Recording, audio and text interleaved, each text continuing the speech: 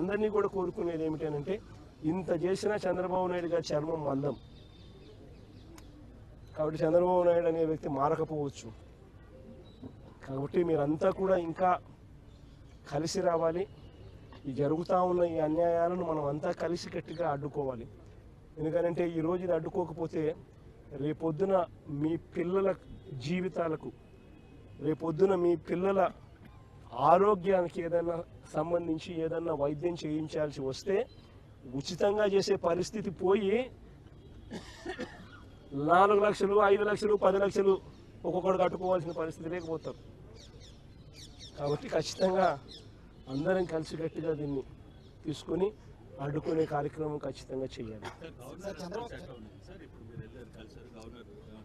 Governor గారికి అయినా కూడా మనసున్న మానవత్వం ఉన్న ఏ మనిషికైనా కూడా చంద్రబాబు నాయుడు చేస్తూ ఉండేది తప్పు అని చెప్పి ఎవరికైనా తెలుస్తుంది, ఎవరికైనా అర్థమవుతుంది.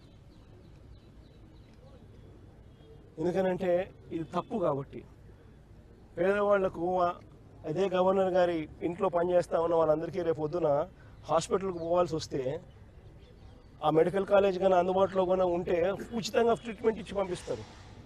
ఆ మెడికల్ కాలేజ్ ప్రైవేట్ అయినాయి అని అనుకో ఒక్కొక్క లక్షల రూపాయలు, 1 లక్షలు 2 లక్షలు 3 లక్షలు 4 లక్షలు కట్టాలా. ఎవరికైనా కూడా బాధ అనేది తలెక్కునేట్లుంటుంది. గవర్నర్ గారికి ఇంకా మనసు ఎక్కువ, పెద్ద మనసు. ఆయనకు అందరికన్నా ఇంకా ఎక్కువ బాధ కలుగుతుంది, బాధ కలిగింది. దానివల్ల ఇంకా ఫర్దర్గా పాజిటివ్ రిజల్ట్స్ వస్తాయని ఆశిస్తున్నాం. కానీ ప్రతి ద్వారము మేము కడతాము. కోర్టు గడప కూడా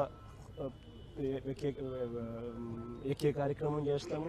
కోర్టుల ద్వారాను ఈ అడుగులు ముందుకు వేసినప్పుడల్లా ప్రజల ఉద్యమ బాట ద్వారాను దీన్ని అడ్డుకునే కార్యక్రమం చివరిదాకా కూడా చేస్తాము, ఖచ్చితంగా చేస్తాము. Because this is a scam. Government land, government బిల్డింగులు, government staff, government equipment, government జీతాలు, ప్రైవేట్ వానికి పేరు, మళ్ళా మోసం చేసేందుకు డైవర్షన్ చేసేదానికి ఇంకేమంటాడు? గవర్నమెంట్ పేరు మాత్రమే పెడతామని అంటాడు. రేపు పొద్దున హెరిటేజ్ కంపెనీకి గవర్నమెంట్ పేరు పెట్టి కింద చిన్న హెరిటేజ్ అని పెడితే హెరిటేజ్ గవర్నమెంట్ అయిపోతుందా? అందరూ ఆలోచన చేయాలి. మోసం చేయడానికన్నా హద్దు పొద్దు ఉండాలి కదండి. ఏదైనా కానీ మరీ చెవులో పూలు పెట్టేదానికి అసలు ఎట్ట కనపడుతున్నామండి ఎవరికైనా కానీ ప్రజలంటే. మరి ఇది దారుణంగా చెవులో పూలు పెడితే ఎట్ట? సూపర్ 6 ఒక మోసం, సూపర్ 7 ఒక మోసం. ఇంతకుముందు ఎన్నికలప్పుడు జగన్ ఇచ్చేటివన్నీ కాక అడిషనల్గా సూపర్ 6 చేస్తాను, సూపర్ 7 చేస్తానని. ఈరోజు పలావ్ పోయింది, పెడతానన్న బిర్యానీ పోయింది. ప్రజలు పూర్తిగా రోడ్డు మీద రోడ్డును పడిన పరిస్థితులు ఈరోజు కనిపిస్తూ ఉన్నాయి. అభికథ దేవుడు ఎరుగు. చదువుకుంటున్న పిల్లలకు ఫీజు రీయింబర్స్మెంట్ లేదు. ఈ డిసెంబర్ వస్తే 8 క్వార్టర్లు విద్యా దీవెన లేదు, వసతి దీవెన లేదు. పిల్లలు చదువులు మానేస్తూ ఉన్నారు. జీఆర్ రేషియోస్ తగ్గినాయి. ఆరోగ్యశ్రీ లేదు. నెట్వర్క్ హాస్పిటల్స్కి ఇవ్వాల్సిన బకాయిలు ఇవ్వకపోవడంతో బోర్డులు తిప్పేసినారు.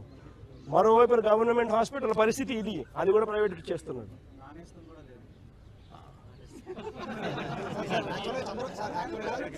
చంద్రబాబు గారు మాట్లాడినారు సార్, 500 కోట్లతో రిషికొండ ప్యాలెస్ కట్టారు, దాంతో 2 మెడికల్ కాలేజ్ కట్టారు చంద్రబాబు గారు ఆరోపణ చేస్తారు.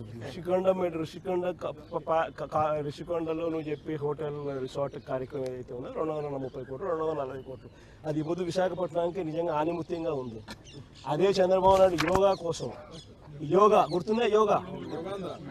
యోగా అనేది గుర్తుందా? ఒక్కరోజు ప్రోగ్రామ్ యోగాకు ఖర్చు పెట్టిందంట 330 కోట్లు.